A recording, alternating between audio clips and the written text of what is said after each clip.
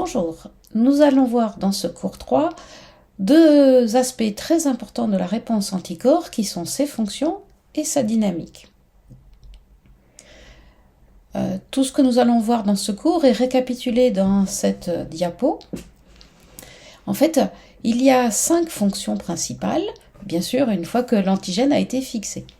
Donc, des fonctions qui sont dites propres aux anticorps, il y en a 3, qui peuvent se faire même avec des anticorps purifiés sans autre élément de l'immunité.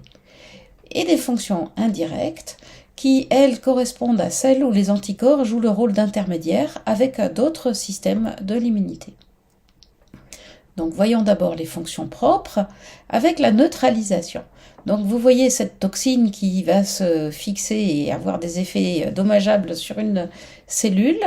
Elle va se fixer sur un site d'action, et bien l'anticorps entre les deux et bloque l'activité biologique. Donc la neutralisation, ce n'est pas simplement une fixation, c'est une fixation qui bloque l'activité biologique de l'antigène. Et bien évidemment, ça a un rôle fonctionnel essentiel, puisque par exemple, s'il s'agit d'une toxine, d'un venin, etc., et d'une porte d'entrée d'un virus, ça va empêcher l'activité de la cible agressive. Alors ça se mesure, bien sûr, et ça a beaucoup d'utilisations thérapeutiques. L'inconvénient, c'est que la neutralisation n'est pas systématique. Il faut que le paratope de l'anticorps reconnaisse un épitope qui est impliqué dans la zone d'activité de l'antigène et que celui-ci soit suffisamment bien reconnu pour donner lieu à des anticorps très affins.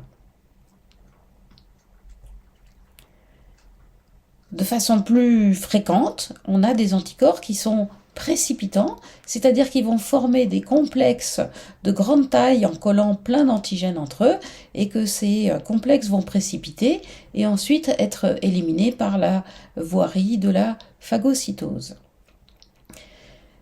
Alors ça marche pour des antigènes solubles qui vont devenir donc insolubles sous forme précipitée, mais ça dépend beaucoup de la dose. À dose faible, bien sûr, il n'y a pas de précipité, mais à dose trop forte, eh bien, il n'y a plus de précipité, il se dissout puisque chaque antigène va être fixé plus que par un seul anticorps. Donc la zone d'équivalence est celle où il y a le maximum de précipité, et ça a été important de le caractériser parce que, bien sûr, ça a des effets biologiques sur l'efficacité des anticorps, et ça a été aussi le support de la création de nombreuses techniques de dosage des anticorps. On a exactement l'équivalent pour des antigènes non pas solubles mais particulaires, et ça s'appelle l'agglutination. Donc ça concernera là des particules, donc souvent des micro-organismes, des bactéries, un peu moins pour les virus qui sont peut-être un peu trop petits. C'est très frappant le rôle biologique lorsqu'on voit le risque d'agglutination lors d'une transfusion sanguine entre des individus qui ne sont pas compatibles, qui n'ont pas les mêmes groupes sanguins. Donc c'est ce qui est représenté sur cette figure. Donc voilà pour les techniques, les fonctions propres des anticorps. Passons maintenant aux fonctions indirectes, avec d'une part l'activation du complément et d'autre part l'activation des cellules immunocompétentes. En ce qui concerne l'activation du complément, je ne vais pas en parler beaucoup puisqu'il va y avoir un cours sur le complément plus tard. Sachez simplement que si l'antigène est sur une membrane, par exemple à la surface d'une cible qui possède une membrane externe, comme une bactérie Gram-, eh bien les anticorps vont se fixer sur cet antigène et le premier élément du complément, qu'on appelle C1, va se fixer sur le complexe antigène-anticorps. Il y a des zones de fixation du complément qui n'existent pas sur l'anticorps libre et qui se dévoilent une fois qu'il s'est déplié en se fixant sur... qu'il a changé de conformation en se fixant sur l'antigène, et ça en va entraîner une cascade de réactions enzymatiques qui va aller aboutir à ce qu'on appelle l'activation du complément, qui a des effets inflammatoires et microbicides.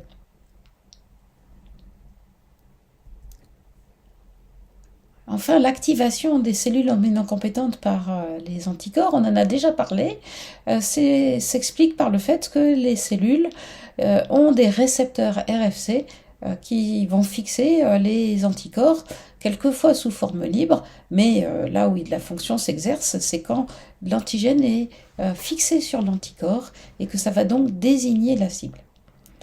Alors il va y avoir de très nombreuses fonctions puisque ça va dépendre du type de cellules immunocompétentes et on décrira dans des cours suivants la phagocytose, la cytotoxicité cellulaire dépendante d'anticorps et la libération de composés par dégranulation. Alors vous imaginez bien que ça va compléter l'activation des cellules immunocompétentes qui se fait par d'autres systèmes tels que les TLR qu'on a vus auparavant.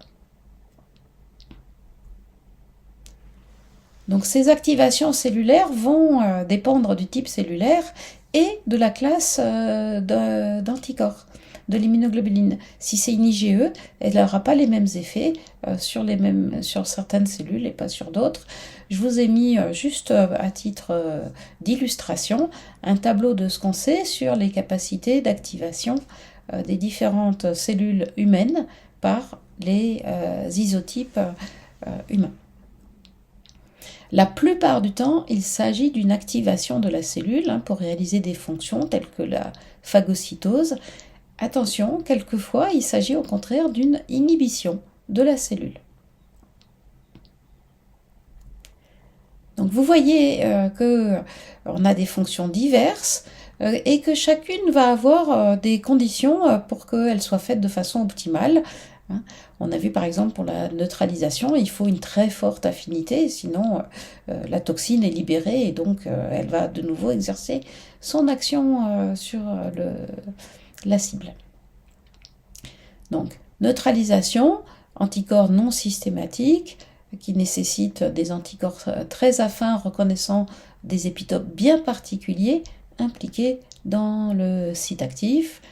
Agglutination, précipitation, c'est surtout des questions de dose efficace.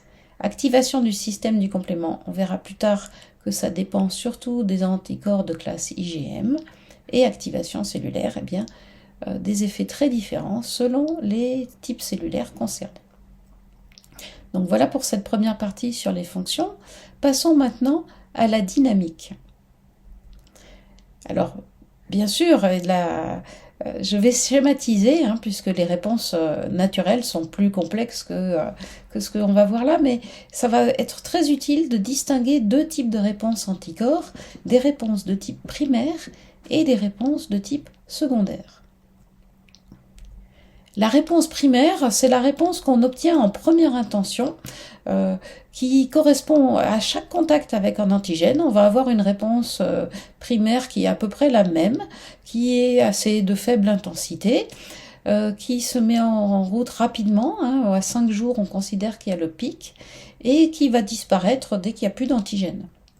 Assez rapidement aussi, en quelques semaines. Alors ces réponses sont surtout constituées d'IgM et d'après ce qu'on a vu précédemment, on n'aura qu'une petite partie des fonctions des anticorps qui pourront être réalisées dans une réponse primaire. Alors elle correspond à des lymphocytes B qui sont encore assez naïfs, peu ou pas différenciés, mais qui répondent rapidement à l'antigène. La réponse secondaire est plus élaborée, elle correspond à des lymphocytes qui se sont différenciés et ça ne fonctionne pas pour tous les antigènes. Il faut un antigène immunogène, c'est-à-dire qui va permettre des coopérations entre plusieurs types de lymphocytes pour qu'il y ait cette différenciation. Alors elle va mettre quelques jours à apparaître, on dit le pic en général, il est autour de 10-15 jours lorsque ça débute. Et en revanche, là, on aura la possibilité de fabriquer toutes les classes d'immunoglobulines, les IgG, les IgA, les IgE, en même temps que la réponse primaire qui a lieu sous-jacente. Donc, beaucoup de fonctions. Cette réponse est très intense et elle est très durable. Elle peut durer plusieurs mois. Donc, vous voyez, ces deux types de réponses qui, en fait, vont se combiner pour donner une dynamique naturelle avec un premier temps d'anticorps primaires IgM, puis un deuxième temps de toutes les classes. Alors ce qui est intéressant aussi, c'est que si on est réexposé, la réponse secondaire va arriver beaucoup plus vite. On dit là même 2 jours suffisent pour obtenir l'ensemble des activités. Donc vous voyez bien l'intérêt médical, l'intérêt dans les applications, c'est le principe même de la vaccination, d'avoir cette réponse très efficace qui va se mettre en place et être gardée en mémoire. Donc voilà un tableau récapitulatif avec tout ce que je viens de vous décrire. Pour finir, une petite notion de réflexion sur ce qu'on appelle la maturation de l'affinité. Vous avez vu donc que ces réponses peuvent être plus ou moins efficaces des anticorps en fonction de leur affinité, de leur classe, de leur dose. Un élément intéressant, c'est de voir que des doses faibles d'antigènes, évidemment, ne suffisent pas forcément à obtenir des bonnes réponses anticorps, mais les doses fortes peuvent être contre-productives. Là, l'exemple, c'est que si vous avez tout un tas de clones lymphocytaires qui produisent des anticorps avec des affinités diverses, eh bien, si il y a la dose optimale d'antigènes, seuls les plus affins seront stimulés et donneront les réponses anticorps les plus efficaces, alors que si on met beaucoup d'antigènes, eh bien là, on peut avoir des réponses où on va stimuler un peu tout et pas forcément aussi bien. Donc, vous voyez l'intérêt qu'il y a à analyser dans la finesse, puisque par exemple, ça va être une façon de réfléchir à la dose optimale d'antigènes dans un vaccin. Voilà, fin de ce cours.